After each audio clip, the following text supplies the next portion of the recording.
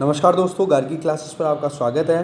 Date आज की 15 मार्च 2022 और देख लेते हैं इंडियन एक्सप्रेस की इंपॉर्टेंट न्यूज़ जो भी हम इस वीडियो में देखने वाले हैं। सबसे पहले हम बात करेंगे एक्सप्लेन पेज की।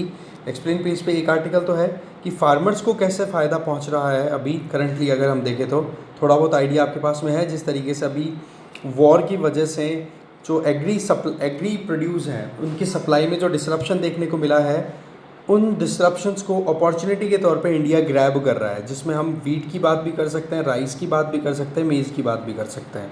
तो एक बार इस पर नज़र डालेंगे, बट कुछ कंसर्न्स भी हैं वो भी जानेंगे। दूसरा, कॉर्बेवैक्स करके वैक्सीन है, उसको अभी 15 साल से कम के जो बच्चे हैं, ठीक है, बेसिकली 12 से 14 साल के जो बच्चे हैं उनके लिए अभी वैक्सीनेशन के लिए इसको अप्रूवल दे दिया गया है इमरजेंसी यूज़ के लिए। तो उस पॉइंट ऑफ व्यू से एक बार इस पर भी नज़र डालेंगे। तो दो आर्टिकल से दोनों को देखते हैं। फर्स्ट आर्टिकल है एक्सपोर्ट एवेन्यू फॉर फार्मर्स।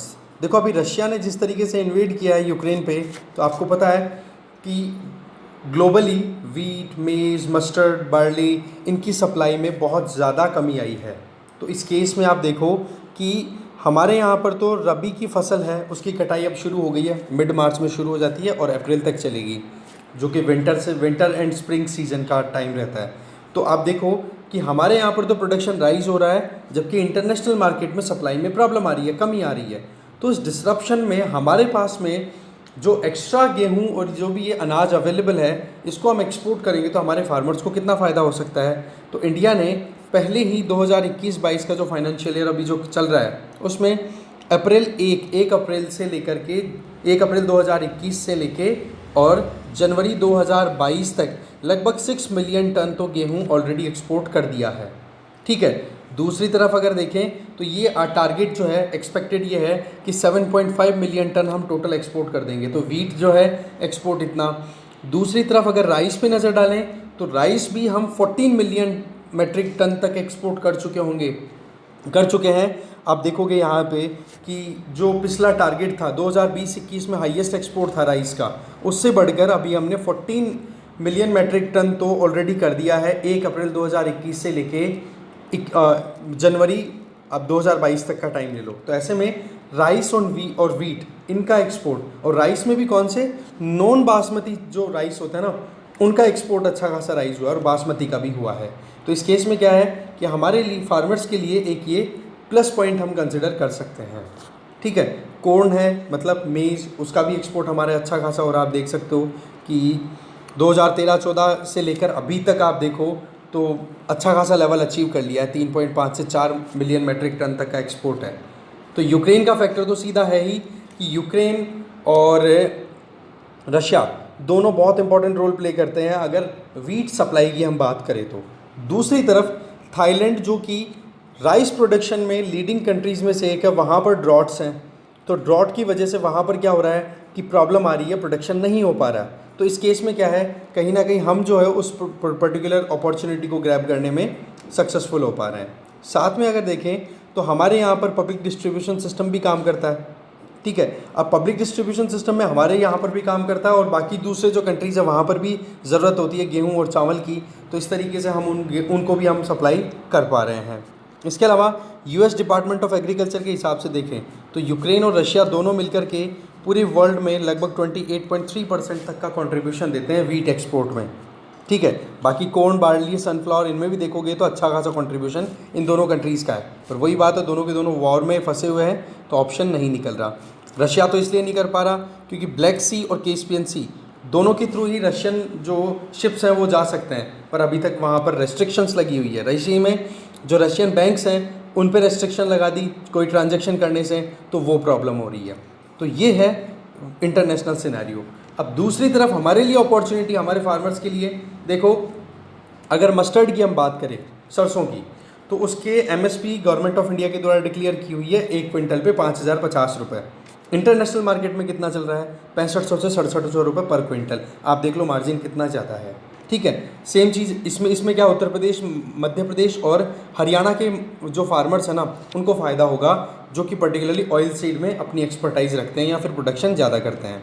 इसके आगे अगर हम देखें तो चावल का भी अच्छा खासा प्रोडक्शन है और साथ में जो एक्सपोर्ट है वो भी ठीक है। फिर बात आ जाती है बार्ली की। बार्ली की अगर बात करें तो MSP है वो डिक्लेयर की हुई है 1300 से 1400 के ये 1635 रुपये, और एक्सपोर्ट कर रहे हैं कितना 2100 से 2200 रुपये पर क्विंटल। तो आप देख लो मार्जिन कितना है। इसका फ़ायदा किस स्टेट्स को होने वाला है? राजस्थान, यूपी, मध्य प्रदेश और हरियाणा को। ठीक है, मेज़ की अगर बात करें तो इसका फ़ायदा बिहार को सबसे ज़्यादा होने वाला है। तो ये चीज़ें क्या शो कर रही हैं कि वाकई में इंटरनेशनल सप्लाई चेन में जो डिस्ट्रप्शन है उसके चलते हमारे यहाँ पर बम्पर अगर प्रोडक्शन होता है तो उससे हम इजीली एक्सपोर्ट कर पाएंगे, तो इसका फ़ायदा हमारे फार्मर्स को सीधा होगा। और रिसेंट टाइम में वियतनाम और मलेशिया को हमने अच्छा खासा एक्सपोर्ट किया है, अगर मेज़ की बात करें, मक्के की बात की जाए तो। ठीक है, इसके अलावा बांग्लादेश, नेपाल, श्रीलंका, इनको भी अच्छा खासा एक्सपोर्ट हमारा होता है। इसमें आप देख सकते हो मेन मेज़ का तो हम देख लिया, बिहार की बात हम ऑलरेडी कर चुके हैं। दूसरी तरफ अर्जेंटीना और ब्राज़ील, ये भी एक इम्पॉर्टेंट प्लेयर है अगर बात की जाए मेज़ की तो। पर साउथ ईस्ट एशिया में अगर मेज़ सप्लाई करनी है तो ब्राज़ील और अर्जेंटीना से जितना डिले से ये मेज़ की सप्लाई होती है, उसके कंपैरिजन में विशाखापट्टनम या काकीनाडा जो पोर्ट्स हैं आंध्र प्रदेश में लोकेटेड, उनसे हम आसानी से और क्विकली हमारा एक्सपोर्ट कर सकते हैं। ये हम मैप देखेंगे पूरा। ठीक है, इसके आगे अगर देखें दूसरी तरफ गुजरात के कांडला और मुंद्रा पोर्ट से वीट एक्सपोर्ट है वो लगातार हो रहा है। ठीक है, अभी कल परसों हमने देखा था कि अमेरिका में तो लगभग $450-500 पर टन के हिसाब से भाव चल रहे हैं, जो कि अपने आप में आप देखो एक टन का भाव कितना हो गया। यहाँ पर अगर 350 तक भी होता है ना, $350 पर टन के हिसाब से, तो हमारे यहाँ से हिसाब के भाव हो गया 26,000 से 27,000 रुपये पर टन के हिसाब से। तो आप देख सकते हो कितना ज़्यादा मार्जिन निकल सकता है MSP के कंपैरिजन में। ठीक है, तो ऐसे में फार्मर्स के लिए अपॉर्चुनिटी है। और इसके आगे अगर देखें तो प्राइस का भी, इंटरनेशनल प्राइस है वो महंगी हो रही है।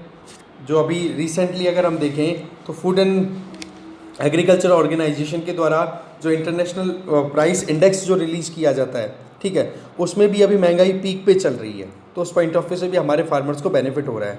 जिनमें वीट का पॉइंट ऑफ व्यू से देखें तो गुजरात, महाराष्ट्र, कर्नाटका, MP, राजस्थान, यहाँ के जो फार्मर्स हैं इनको अच्छा खासा फ़ायदा मिल रहा है MSP के पर्टिकुलरली अगर बात की जाए तो सवाल क्या है कि हर तरीके से इस एक्सपोर्ट के पॉइंट ऑफ व्यू से तो हमें फ़ायदा हो रहा है, पर यहाँ पर मुद्दा अब क्या आ जाता है, पेचीदगियाँ कहाँ फंस जाती है जब हम बात करें इम्पोर्ट की। भाई सीधी सी बात है, एक्सपोर्ट तो हम करते हैं, तो अगर वहाँ पर $1 के कंपैरिजन में अगर रुपए है वो ज़्यादा आते हैं, मतलब रुपया अगर डेप्रिशिएटेड है, तो उस केस में हमारे फार्मर्स को बेनिफिट है। पर दूसरी तरफ हम ऐसी कुछ चीज़ें भी हैं जो इंपोर्ट भी करते हैं। इंपोर्ट का मतलब कि $1 की चीज़ के लिए पहले हम 70 रुपये देते थे, अब 76 रुपये अगर देंगे तो आपको पता है पैसा ज़्यादा देना पड़ेगा। भाई सीधी सी बात है, एक्सपोर्ट करने से अगर हमें फ़ायदा हो रहा है तो इंपोर्ट करने से नुकसान भी तो होगा। आज के टाइम पर जो हम फर्टिलाइज़र्स के बारे में कल भी हमने डिस्कशन किया था कि फर्टिलाइज़र्स के भाव बहुत ज़्यादा बढ़ गए हैं, जिनमें यूक्रेन और रशिया दोनों बहुत इंपॉर्टेंट रोल प्ले करते हैं DAP की सप्लाई में और MOP की सप्लाई में, और दोनों की सप्लाई में डिस्ट्रप्शन है। तो ऐसे में अभी इनकी महंगाई जो है ना, वो कहीं ना कहीं ये कॉम्पनसेट कर रही है फार्मर्स की इनकम को, क्योंकि पिछले 1 साल से हम लगातार पढ़ते आ रहे हैं कि फर्टिलाइज़र्स की अवेलेबिलिटी कम है, जिसके चक्कर में सरकार को सब्सिडी ज़्यादा देनी पड़ती है। सब्सिडी ज़्यादा देनी पड़ती है तो सरकार के पॉकेट पे एक्स्ट्रा बर्डन आता है, फिस्कल डेफिसिट बढ़ने के चांसेस रहते हैं। और रही सही में मार्केट में जब सप्लाई कम रहती है किसी चीज़ की तो वो महंगी हो जाती है, तो ऐसे फर्टिलाइजर्स हैं वो महंगे हो रहे हैं। तो एक तरफ फार्मर्स अर्न करने की बात कर रहे हैं तो दूसरी तरफ फर्टिलाइजर महंगे भी होते चले जा रहे हैं। तो ऐसे में अभी कुछ ना कुछ तरीके से ऑप्शंस निकालने का तरीका है। फूड प्राइस इंडेक्स, बेसिकली जो अभी मैं बोल रहा था ना, international price index, that is global food price index release किया जाता है फूड एंड एग्रीकल्चर ऑर्गेनाइजेशन के द्वारा, जिसमें ये बताया जा रहा है कि फर्टिलाइजर ऑलरेडी हाई लेवल पे चल रहे हैं। फरवरी 2022 में सबसे ज़्यादा महंगे चल रहे थे फर्टिलाइज़र अभी तक रिसेंट पास्ट की अगर हम बात करें तो।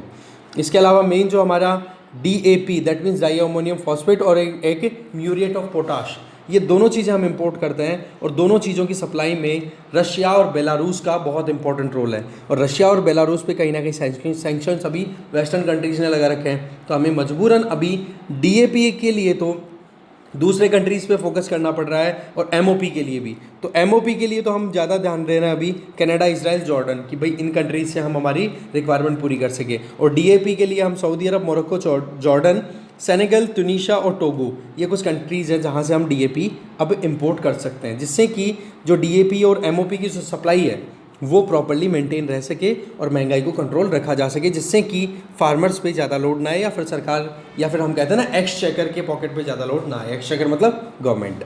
आगे चलते हैं। नेक्स्ट आर्टिकल है कि 15 साल से कम उम्र के जो बच्चे हैं, जैसे कि यहाँ पर अभी आपके सामने दिया हुआ आप देख सकते हो कि 12 से 14 साल तक के जो बच्चे हैं उनको कोविड-19 के अगेंस्ट में जो वैक्सीनेशन देना है उसके अप्रूवल की बात की गई है। तो ऐसे में 2008, 2009 और 10 इन सालों में जो बच्चे पैदा हुए थे उन बच्चों को वैक्सीनेशन के लिए प्रोविज़न है, और वैक्सीनेशन जो दिया जाएगा वो है कॉर्बोवैक्स। और ये कंपनी है, ये वैक्सीन है, ये डेवलप किया है इंडिया में ही, हैदराबाद बेस्ड एक कंपनी है जिसका नाम है बायोलॉजिकल ई। ठीक है, तो ये इंडिजीनसली डेवलप्ड एक वैक्सीन है जो कि receptor binding domain RBD protein based है। इसका मतलब क्या हो गया कि आप देखते हो कि जैसे कोरोना होता है तो इसके जो बाहरी स्पाइक्स होते हैं ना, बाहर की तरफ निकले स्पाइक्स, उन स्पाइक्स का जो प्रोटीन है उसको यूज़ किया गया है।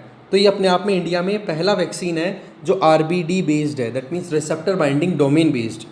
ठीक है, अभी तक अगर हम देखें तो वैक्सीनेशन का स्टेटस क्या है इंडिया में, 14 साल से ज़्यादा उम्र के जितने भी लोग जो कि एलिजिबल हैं उनमें लगभग 75% पॉपुलेशन को कम से कम एक डोज मिल चुकी है।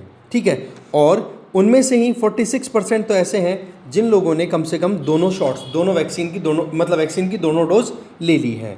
ठीक है, अब देखो लगभग 5.5 करोड़ से ज़्यादा टीनेजर्स हैं जिनकी उम्र 15 से 18 साल है। उनमें भी आप देखो कि 3 करोड़ के लगभग, तो आप देख सकते हो कि 5.5 करोड़ टीनेजर्स को तो सिंगल डोज मिल गई है और 3 करोड़ डोजेस इंडिविजुअल्स को डबल डोज। मतलब ये कवरेज आप ये याद रख लो ऊपर वाला कि अभी लेटेस्ट स्टेटस क्या है, नीचे वाला छोड़ो कि भाई 14 से ज़्यादा उम्र के लोगों में हम देखें तो इंडिया में 75% लोगों को वैक्सीनेशन मिल चुकी है कम से कम एक डोज, और उन्हीं 14 से ज़्यादा उम्र के जो लोग हैं उनमें से 46% ऐसे हैं जिनको दोनों डोज मिल चुकी है।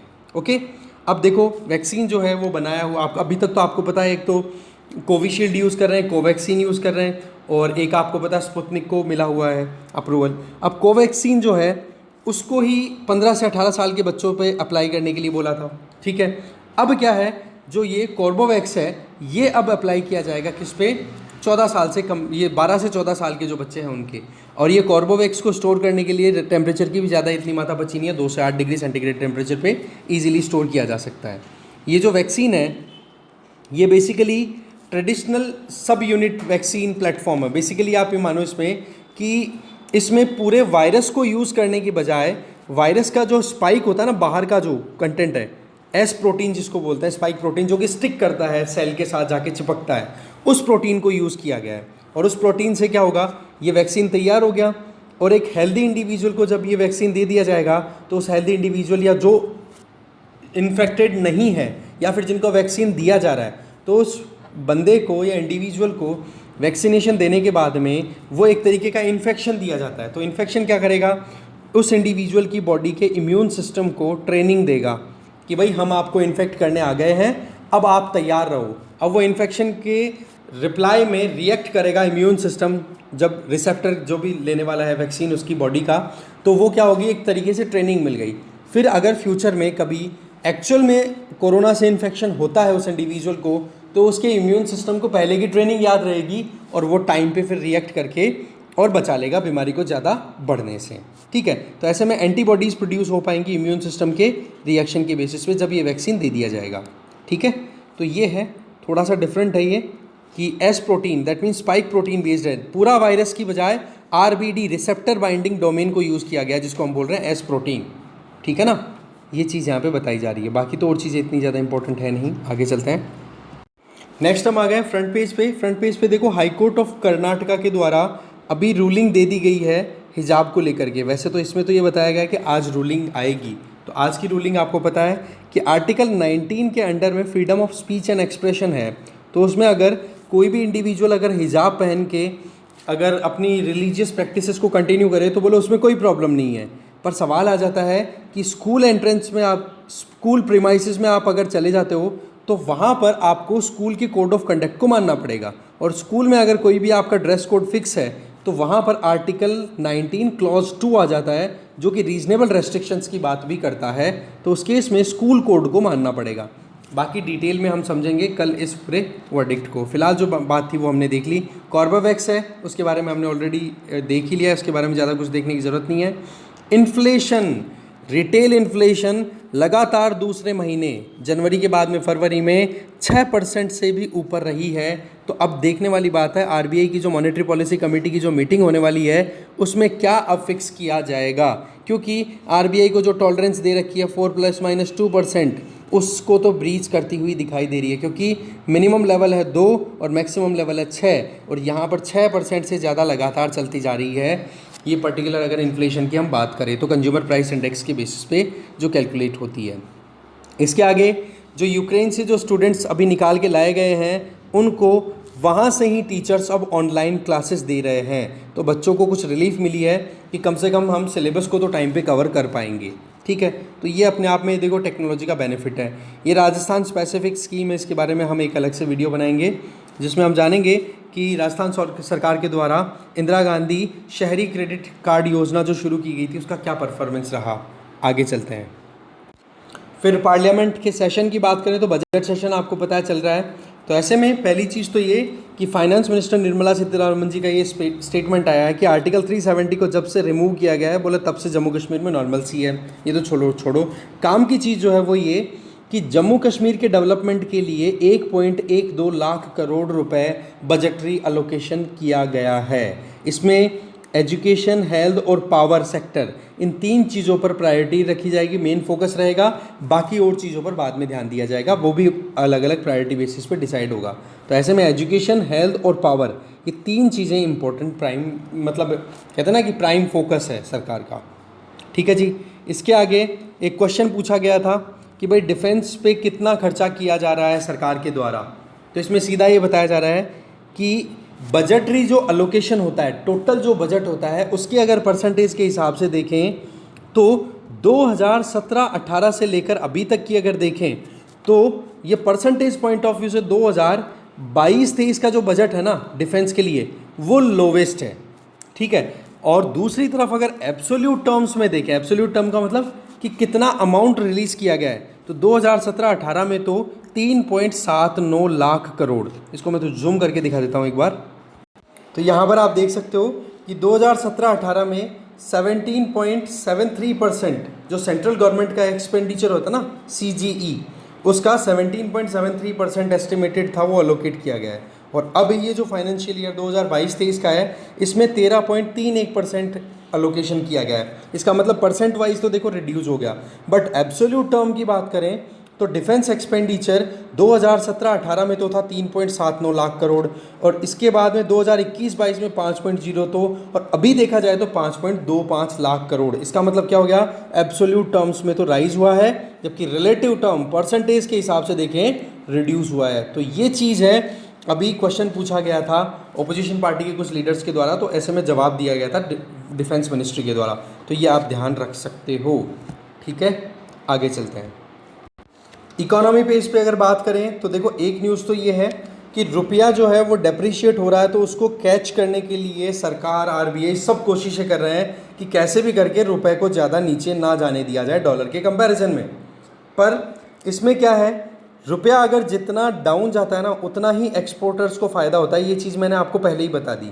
होता क्या है कि मान लो $1 में इंडिया में अगर कोई बंदा $1 पे करे और उसका 2015 में $1 के बदले में उसको मान लो 5 कैंडीज़ मिल रही है या फिर 5 चॉकलेट्स मिलती हैं। ओके, अब आप देखो कि टाइम बीता, रुपया डेप्रिशिएट हो गया। डेप्रिशिएट का मतलब हो गया रुपए की वैल्यू डाउन हो गई। अब क्या है, उसी $1 के कंपैरिजन में इंडिविजुअल को जो कि इंडिया से चॉकलेट इंपोर्ट करता है किसी दूसरे कंट्री में, उसको अब 5 चॉकलेट की बजाय 10 चॉकलेट्स मिलने लग गई, या 10 तो चलो ठीक है 7 चॉकलेट्स मिलने लग गई। तो डॉलर तो एक ही दिया है ना, पहले भी एक दिया था, तब 5 चॉकलेट्स इंपोर्ट कर पा रहा था वो इंडिया से, और अब $1 पे कर रहा है तो 7 चॉकलेट्स इंपोर्ट कर रहा है। तो इस केस में उसको बेनिफिट हुआ कि नहीं, और इसलिए ही फिर क्या होगा, वो ज़्यादा ऑर्डर्स प्लेस करेगा इंडिया में। ठीक है, तो इससे क्या होगा, इंडिया से एक्सपोर्ट राइज होगा। तो जब भी करेंसी डेप्रिशिएट होती है तो एक्सपोर्ट बढ़ता है।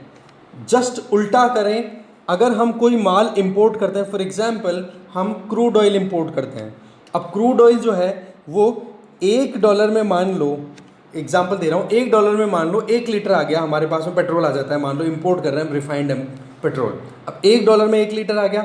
अब क्या है कि रुपया जो है वो ट्रेड करना थोड़ा सा डाउन हो गया, डेप्रिशिएट हो गया। तो अब क्या होगा कि अब $1 की बजाय आप मतलब दोगे तो आप $1 ही पेमेंट में, पर पहले तो ₹70 में $1 हो जाता था, पर अब आपको ₹75 पे करने पड़ रहे हैं या ₹76 पे करने पड़ रहे हैं। तो ऐसे में आपको तो पॉकेट ज़्यादा खाली करनी पड़ी ना। तो ऐसे में जब रुपया डेप्रिशिएट होता है ना तो इम्पोर्ट पड़ जाता है महंगा, एक्सपोर्ट बढ़ता है।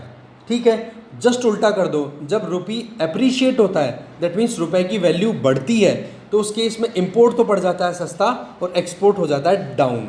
ठीक है, तो ऐसे में अभी अगर देखें तो एक्सपोर्ट बेशक राइज हो रहा है क्योंकि रुपया डेप्रिशिएटेड है, पर कुछ ऐसे सेक्टर्स हैं जिनमें जो रॉ मटेरियल है या फिर इनपुट मटेरियल है वो करते ही हम इंपोर्ट है, जैसे कि जेम्स एंड ज्वेलरी।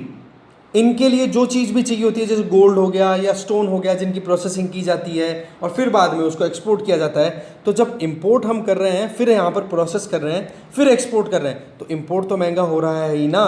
चाहे फिर एक्सपोर्ट से आपको बेनिफिट हो रहा हो बेशक, पर इंपोर्ट भी तो महंगा हो रहा है। तो ये जो चीज़ है, ये मुनाफे का जो डिफरेंस है ना, वो कम कर देती है। तो ऐसे में अगर लोकली प्रोड्यूस्ड कोई भी रॉ मटेरियल है उसको प्रोसेस करके हम एक्सपोर्ट करें, तब तो देखो रुपया डेप्रिशिएट होया हुआ हमारे लिए फ़ायदेमंद रहता है। पर अगर हम कोई भी इस तरीके से रॉ मटेरियल को प्रोसेस करते हैं जो कि हम इंपोर्ट कर रहे हैं और फिर उसको एक्सपोर्ट करते हैं, तो उस केस में रुपया अगर डेप्रिशिएटेड है तो फ़ायदा इतना ज़्यादा होता नहीं है, क्योंकि आपको इंपोर्ट में पैसे भी तो देने पड़ेंगे ना, पेमेंट भी करने पड़ेगा रॉ मटेरियल के बदले में। ये वाली चीज़ यहाँ पे समझाई जा रही है। ठीक है, या इसमें दो मेन है, एक तो है कि हम जो इलेक्ट्रॉनिक्स के लिए आइटम प्रोड्यूस करते हैं, ज्वेलरी की बात करें या फार्मास्यूटिकल्स की बात करें, जो दवाइयाँ हम बनाते हैं, तो इनके सबके रॉ मटेरियल जो रिक्वायर्ड होते हैं वो इंपोर्ट करते हैं हम। अब रुपया डेप्रिशिएट है तो हमें पैसा ज़्यादा देना पड़ता है, बेशक एक्सपोर्ट बढ़ा पर इंपोर्ट के लिए पेमेंट भी हमें ज़्यादा करना पड़ता है। ठीक है जी, इसके अलावा बेरोज़गारी की थोड़ी सी बात की जा रही है, वो समझते हैं। नेक्स्ट आर्टिकल है, देखो नेशनल स्टैटिस्टिकल सर्वे के द्वारा अभी रिलीज़ की गई है लेबर फोर्स पार्टिसिपेशन रेट के हिसाब से, वो ये कि जो बेरोजगारी का आलम है वो कुछ ऐसा है कि अप्रैल जून 2021 में 12.6% बेरोजगारी रही थी। ठीक है, अनएम्प्लॉयमेंट रेट या जॉबलेसनेस दोनों एक ही चीज़ होती है, तो आप टेंशन ना लें। तो बेसिकली मेज़र कैसे करते हैं, देखो जॉबलेसनेस मेज़र की जाती है कि लेबर फोर्स, इसका मतलब 15 साल या उससे ज़्यादा उम्र के लोग जिनकी उम्र 59 साल से कम है, ये मान लो 15 से 59 साल की एज का हम कंसिडरेशन लेते हैं। तो इस उम्र के फेज में जितने भी लोग हैं जिनमें से जो कि जॉब करना चाहते हैं कि भाई हमें नौकरी मिले, और उन लोगों में से जिन लोगों को रोज़गार नहीं मिल पाता, तो ऐसे में जो टोटल पॉपुलेशन है ना 15 से 59 साल की, उन लोगों की जो कि रोज़गार करना चाहते हैं, उनमें से जिन लोगों को रोज़गार नहीं मिल रहा वो कितने परसेंट है, वो परसेंटेज ही हमारे लिए क्या हो जाती है, अनएम्प्लॉयमेंट रेट। इसका मतलब 15 या उससे ज़्यादा साल के जो लोग हैं उनमें जो बेरोज़गारी है वो अर्बन एरियाज़ में अप्रैल जून 2021 में 12.6% तक पहुंच गई, जो कि उससे पहले 20.8% तक थी। इसका मतलब क्या हुआ कि अप्रैल जून के महीने में बेरोज़गारी कम हुई थी, क्योंकि आपको पता है ना कि कोविड आउटब्रेक होते हैं, जो फर्स्ट लॉकडाउन लगा था उस टाइम पे एकदम से इकोनॉमिक एक्टिविटीज़ रोक दी। ये तो 2021 का ना, तो सेकंड वेव की बात हम कर रहे हैं। सेकंड वेव में बेरोज़गारी 20.8% तक पहुंच गई थी, जो कि फिर बाद में थोड़ा बहुत सेकंड वेव डाउन हुआ था तो थोड़ी सी कम हुई, तो 12.6%। ये डेटा रिलीज़ किया है NSO ने। ठीक है, और इसके अलावा आप देख सकते हो अर्बन एरियाज़ में ये हो गया। दूसरा अगर हम ध्यान दें इधर कि जो फीमेल ठीक है, उनमें अनएम्प्लॉयमेंट रेट कितनी चल रही है अर्बन एरियाज़ में, 15 ईयर्स या उससे ज़्यादा एज की जो फीमेल है जो लेबर फोर्स में पार्टिसिपेट करती है, उनमें बेरोज़गारी का अगर परसेंटेज देखें तो वो है 14.3%। मंथ कौन सा है, अप्रैल जून 2021।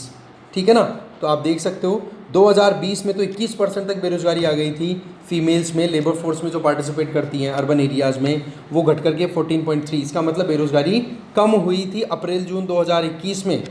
क्लियर? ठीक है, एक तो ओवरऑल देख लिया और एक देखा हमने फीमेल्स के लिए।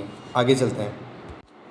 कल क्रूड ऑयल की प्राइस थोड़ी सी डाउन गई तो इसका फ़ायदा मार्केट को हुआ, सीधी सी बात है भाई। जब इनपुट कॉस्ट डाउन होती है तो उसका बेनिफिट मिलता है ही, ठीक है।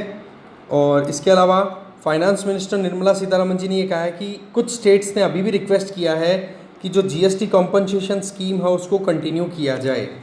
देखो, जब जीएसटी इम्प्लीमेंट हुआ था तो उस टाइम पर स्टेट्स ने अपना लगभग 70% का जो रेवेन्यू कलेक्शन का जो तरीका था ना, उसको एज इट इज़ सरेंडर कर दिया था जीएसटी के अंडर, कि भाई जीएसटी का एक हिस्सा हमें मिलेगा तो कोई इशू है नहीं। जीएसटी मतलब वन टैक्स वन नेशन, ठीक, वन नेशन वन टैक्स वाला सिस्टम। तो ऐसे में एक स्टेट एक पर्टिकुलर सिस्टम जो 70% तक रेवेन्यू कलेक्शन की जो प्रोविजंस हैं उनको अगर छोड़ दे तो उनको गारंटी तो चाहिए होगी ना।